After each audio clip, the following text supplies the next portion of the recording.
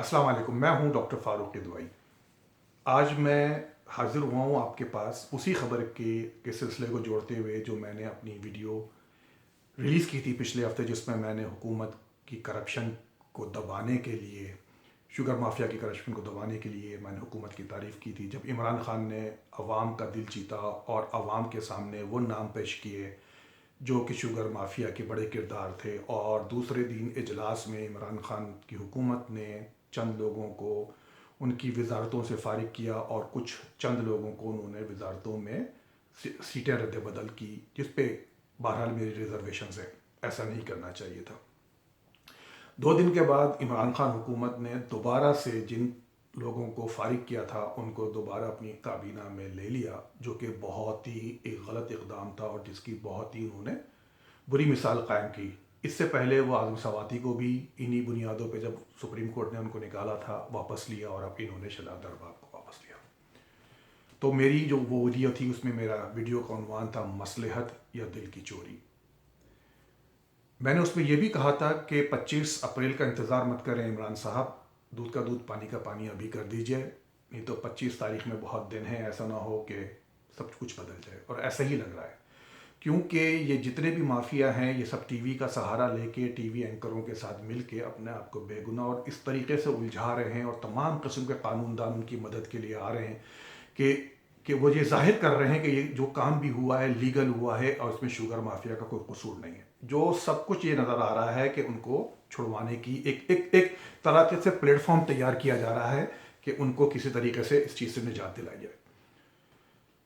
میرا سوال حکومت سے یہ ہے کہ حکومت نے اپنے ہی ملک کی ایک اعلیٰ ترین فورس FIA کے سربراہ کو اس تحقیقات کے لیے نامزد کیا تھا۔ یہ وہی سربراہ ہیں جنہوں نے نواز شریف کا پاناما کیس بھی ہینڈل کیا تھا، اور انہوں نے اس میں نواز شریف کو ہر طریقے سے ثابت کر دیا تھا کہ نواز شریف مجرم ہے۔ اس وقت انہوں نے معاونت کی تھی کورٹ کی، سپریم کورٹ کی معاونت کر رہے تھے، لیکن سپریم کورٹ نے اس وقت کوئی بھی ان سے فورنسک آڈٹ نہیں کروایا۔ انہوں نے نہیں کہا کہ ہمیں فورنسک رپورٹ چاہیے، حالانکہ فورنسک رپورٹ صرف اور صرف عدالت مانگتی ہے، کیونکہ اس کو ایک لیگل پروسیڈنگ کے لیے فورنسک رپورٹ چاہیے ہوتی ہے۔ یہ وہی حضرت ہیں واجد صاحب جس کو نواز شریف کا کیس انہوں نے لڑا، عمران خان نے ان کو ترقی دے کے FIA کا ڈائریکٹر بنا دیا، جو کہ اب یہ ہیڈ ہیں، اور عمران خان نے ہی ان کو یہ کہا کہ تم شوگر مافیا کی بھی تحقیقات کرو، اور انہوں نے ایک رپورٹ بنا کے دی۔ جب انہوں نے رپورٹ بنا کے دی تو اس کا مطلب یہ ہے انہوں نے مکمل چھان بین کی، وہ تمام ان چیزوں کو لے کے آئے کہ جس کی وجہ سے کسی کا نام لینا رپورٹ کے اندر، کسی کا نام پبلش کرنا ایک بہت مشکل کام ہے۔ اس کے لیے آپ کو تمام ثبوتوں کے، یا تو کوئی اگر ہڈن ایجنڈا ہے تو ہمیں نہیں معلوم انہوں نے کیوں یہ رسک لیا، اور ان کو کیا مراعات مل رہی ہیں اس کی وجہ سے کہ انہوں نے چند لوگوں کے نام لیے، اور اگر نہیں ہے ایسا اور انہوں نے سچائی اور دیانتداری سے کام کیا تو پھر عمران خان نے انہی شخص کی رپورٹ کو چیلنج کر دیا اور کہا کہ مجھے فورنسک رپورٹ چاہیے۔ یاد رہے کہ فورنسک رپورٹ صرف اور صرف عدالت مانگتی ہے، یہ تو حکومت نے، عمران خان نے ذاتی رپورٹ انویسٹیگیشن کرائی ہے، تو ان کو فورنسک رپورٹ کی کیا ضرورت ہے؟ اب اس میں سے اور کیا مواد نکالنا چاہ رہے ہیں؟ اس میں سے دو ہی چیزیں نکلیں گی، یا تو یہ رپورٹ صحیح ہے یا رپورٹ غلط ہے۔ اگر یہ رپورٹ غلط ہے تو واجد صاحب کو قرار واقعی سزا دے دینی چاہیے، ان کو اتنی بری سزا دیں تاکہ اس کے بعد اگر کوئی آدمی بھی تحقیقات کروائے تو اس کو جرت نہ ہو غلط رپورٹ پیش کرنے کی، اس کو جرت نہ ہو کہ عوام کا پیسہ اور عوام کا وقت ضائع کیا جائے اور دوسرے لوگوں کو بدنام کیا جائے۔ اور اگر یہ رپورٹ سچ ہے تو فورنسک رپورٹ کی ضرورت نہیں تھی، کیونکہ فورنسک رپورٹ بھی وہی ہوگی کہ انہی لوگوں کے خلاف تحقیقات ہو، جو شواہد لیے ہیں ان شواہد کے پاس دوبارہ جا کے ان کو دیکھا جائے، ان لوگوں کے نام لیے جائیں، رجسٹر چیک کیے جائیں، تو یہ ذہن میں ہے کہ یہ کوئی رپورٹ 250-350 10,000 باکسوں کی نہیں ہوگی جس طرح نواز شریف کیس میں ہوئی تھی۔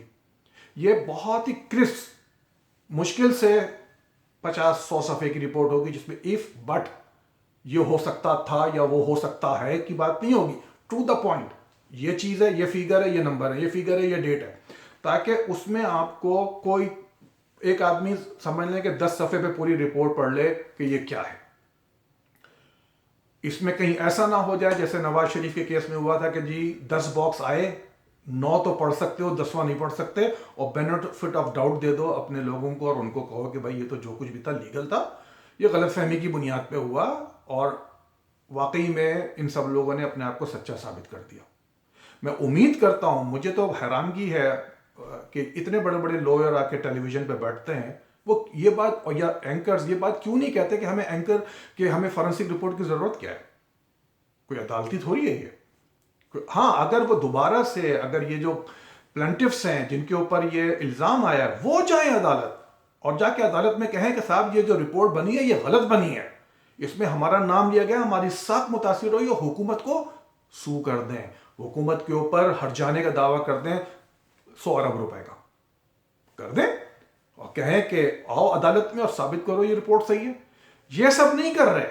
کر کیا رہے ہیں؟ کہہ رہے کہ جی ہم نے تو کیا ہی نہیں. بھائی کیسے نہیں کیا آپ نے؟ اگر آپ نے نہیں کیا تو پھر کس نے کیا؟ کیوں سبسڈری لی؟